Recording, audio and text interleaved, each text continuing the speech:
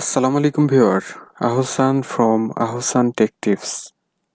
Microsoft PowerPoint প্রেজেন্টেশনে আজকে আমরা অনেক গুরুত্বপূর্ণ একটি ব্যাপার নিয়ে ডিসকাস করব, আর সেটি হচ্ছে স্লাইড ট্রান্সলেশনস। তো চলুন তাহলে আমাদের মেইন প্রেজেন্টেশনে আমরা ফিরে যাই। তো আজকের ভিডিওতে এই স্লাইডে ট্রান্সলেশনগুলো কিভাবে ইউজ করতে হয় সমস্ত ব্যাপারগুলোই আমি ডিসকাস করার চেষ্টা করব। প্রথমে আমি আমার প্রেজেন্টেশনে যাচ্ছি। প্রেজেন্টেশনে আসার পরে আমরা যদি উপর থেকে ট্রান্সলেশনস নামের যে ট্যাবটি আছে এখানে যদি ক্লিক করি, তাহলে একেবারে প্রথমেই দেখতে পাচ্ছি প্রিভিউ আছে। অর্থাৎ হলো এটি কিন্তু এখন ডিজেবল অবস্থায় দেখা যাচ্ছে। তার মানে হলো যখন আমরা এই অ্যানিমেশনগুলো বা ট্রান্সলেশনগুলো আমাদের স্লাইডে অ্যাপ্লাই করব, তখন এই অংশটি কিন্তু অ্যানেবল অবস্থায় হবে। তো তার আগে আমাদের জানা দরকার যে এই ট্রান্সলেশনের আসলে কাজ কি।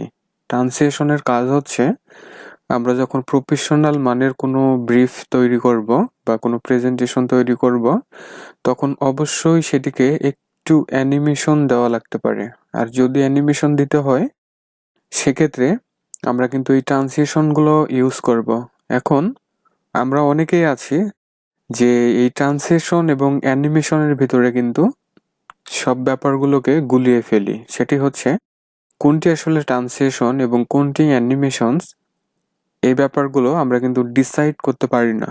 ঠিক আছে, তো আমি খুব ভালোভাবে বলছি, শুনুন। সেটি হচ্ছে ট্রান্সলেশন হচ্ছে আমরা যখন কোনো স্লাইডে অ্যানিমেশন দিতে যাব, অর্থাৎ স্লাইডকে যদি বিভিন্ন দিক থেকে আমরা মুভ করাতে চাই সেক্ষেত্রে ট্রান্সলেশনস ইউজ করব।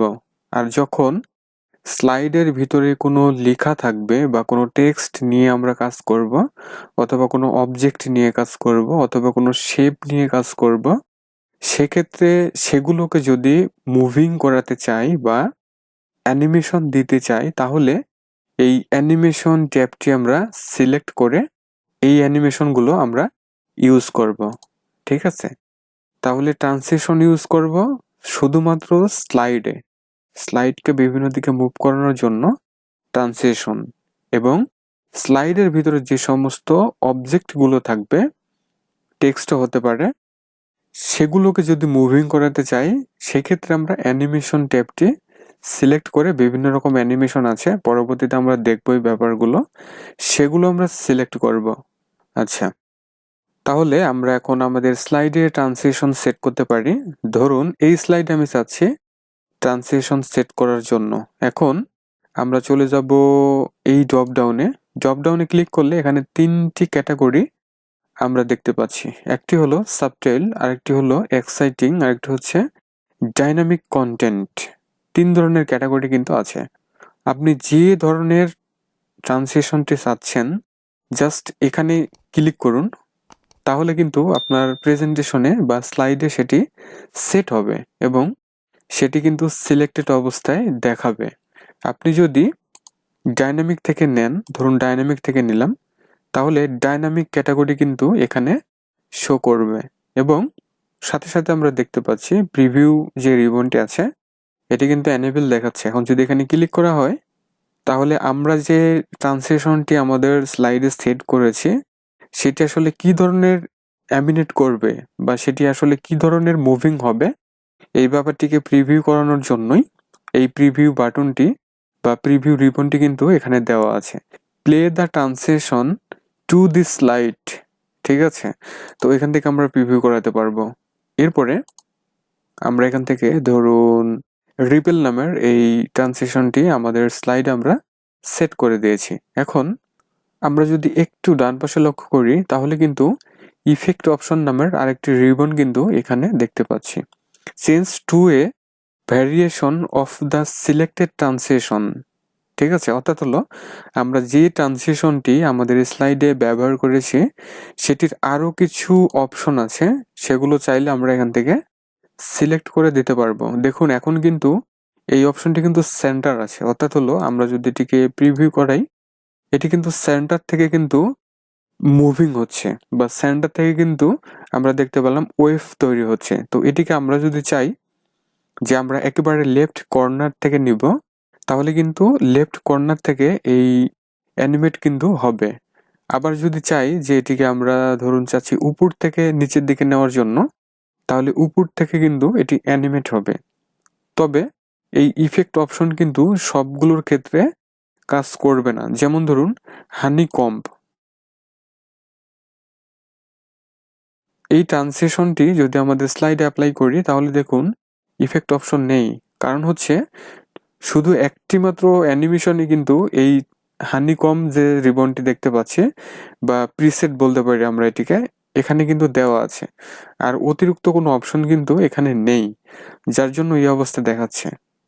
তাহলে আমরা কিন্তু এখানে 3 ধরনের ক্যাটাগরি দেখতে পাচ্ছি এবং 3 ধরনের ক্যাটাগরি থেকে আমরা যে কোনো ধরনের কিন্তু এই অ্যানিমেশনগুলো বা ট্রান্সলেশনগুলো আমাদের স্লাইডে আমরা অ্যাপ্লাই করতে পারবো। এবং প্রফেশনাল মানের কোনো প্রেজেন্টেশন তৈরি করার পরে আপনি যদি এই ট্রান্সলেশনগুলো স্লাইডে সেট করেন তাহলে সেটি আরও প্রফেশনাল মানের হয় এবং এটির লোগো কিন্তু অনেক ভালো মানের হয় এবং সহজেই কিন্তু দর্শকের দৃষ্টি আকর্ষণ হয়।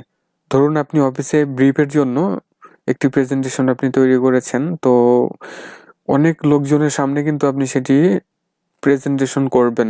সেক্ষেত্রে সবাই কিন্তু আপনার প্রেজেন্টেশনে এক্সট্রা কী কী জিনিসপত্র ব্যবহার করা হয়েছে সেগুলোই কিন্তু দেখবে এবং অবশ্যই কিন্তু আপনাকে এই টুকটাক বিষয়গুলোকে ফোকাস করতে হবে, তাহলে প্রফেশনাল মানের প্রেজেন্টেশন কিন্তু হবে। আচ্ছা, আমরা কিন্তু শুধুমাত্র একটি স্লাইডে কিন্তু এই ট্রান্সলেশন সেট করে দিয়েছি। তো আমরা যদি সবগুলো স্লাইডে ট্রান্সলেশন সেট করতে চাই সেক্ষেত্রে আমরা বাম দিক থেকে স্লাইডগুলোকে সিলেক্ট করে নিব, দেন ট্রান্সলেশন থেকে আমরা যে ইফেক্টটি চাচ্ছি সেটি আমরা এভাবে সিলেক্ট করে নিব, দেন ইফেক্ট অপশন থেকে আমরা যে স্টাইলটি চাচ্ছি সেটিকে আমরা সিলেক্ট করে দিব, ঠিক আছে। অথবা আপনি যদি চান যে আমরা সবগুলো স্লাইডে একই রকম ট্রান্সলেশন বা ইফেক্ট আমরা ইউজ করব, সেক্ষেত্রে আপনি কপি করে নিতে পারেন। যেমন ধরুন যে 1 নম্বর স্লাইডে কিন্তু আমার রিপেল নামের এই ট্রান্সলেশনটি বা ইফেক্টটি কিন্তু ইউজ করা হয়েছে। তো সেক্ষেত্রে আমি প্রথমেই এই ট্রান্সলেশনটি সেট করার পরে আমি কন্ট্রোল ডি প্রেস করে ডুপ্লিকেট তৈরি করে নিতে পারি। তাহলে যে ব্যাপারটি হলো, এখন কিন্তু আমার দুটো স্লাইডে কিন্তু একই রকম ট্রান্সলেশন সেট হলো। তো 2 নম্বর স্লাইড থেকে আমি কিছু জিনিসপত্র ডিলিট করে দিচ্ছি বোঝার সুবিধার্থে। ধরুন এটি আমি ডিলিট করে দিলাম। এরপর 1 নম্বর স্লাইডকে আমরা যদি প্রিভিউ করাই তাহলে ট্রান্সলেশনটি সেট হয়েছে। দেন পরবর্তী স্লাইড আসলে সেম ইফেক্ট কিন্তু বা সেম ট্রান্সলেশন কিন্তু আমরা পেয়ে যাচ্ছি। এবং আপনি যদি চান যে কোনো স্লাইডে আপনি ট্রান্সলেশন বা ইফেক্ট আপনি রাখবেন না, সেক্ষেত্রে আমরা ট্রান্সলেশন ট্যাবটি সিলেক্ট করে এই ড্রপডাউনে ক্লিক করে দেখুন নান আছে। তো আমি যদি নান করে দেই তাহলে কিন্তু এখন ট্রান্সলেশন সেট হয় নাই। তো আমরা যদি একটি প্রিভিউ করাই বুঝতে পারবো। দেখুন এটি কিন্তু মুভিং হচ্ছে না, অর্থাৎ কোনো ইফেক্ট কিন্তু আমাদের এখানে সেট করা নেই। তাহলে ভিউয়ার, আজকের ভিডিওতে আমরা দেখেছি ট্রান্সলেশন এই ট্যাব থেকে ট্রান্সলেশন টু দিস স্লাইড এটি আমরা কিভাবে ইউজ করতে পারি এবং প্রফেশনাল প্রেজেন্টেশনের ক্ষেত্রে কিভাবে আমরা এই ট্রান্সলেশনগুলো আমাদের স্লাইডে সেট করতে পারি এবং ইফেক্ট অপশনটি আমরা কিভাবে ব্যবহার করতে পারি, সমস্ত ব্যাপারগুলো আমরা ডিসকাস করেছি। ভিডিওটি যদি ভালো লাগে লাইক, কমেন্ট এবং শেয়ার করবেন। যারা চ্যানেলটিকে এখনও সাবস্ক্রাইব করে নাই প্লিজ সাবস্ক্রাইব করে সাথেই থাকবেন। যারা এক্সেস এবং পাওয়ার পয়েন্ট বিশদভাবে শিখতে চাচ্ছেন তারা অবশ্যই আমার চ্যানেলটিকে ভিজিট করবেন। সবাই ভালো থাকুন, সুস্থ থাকুন। Thanks for watching.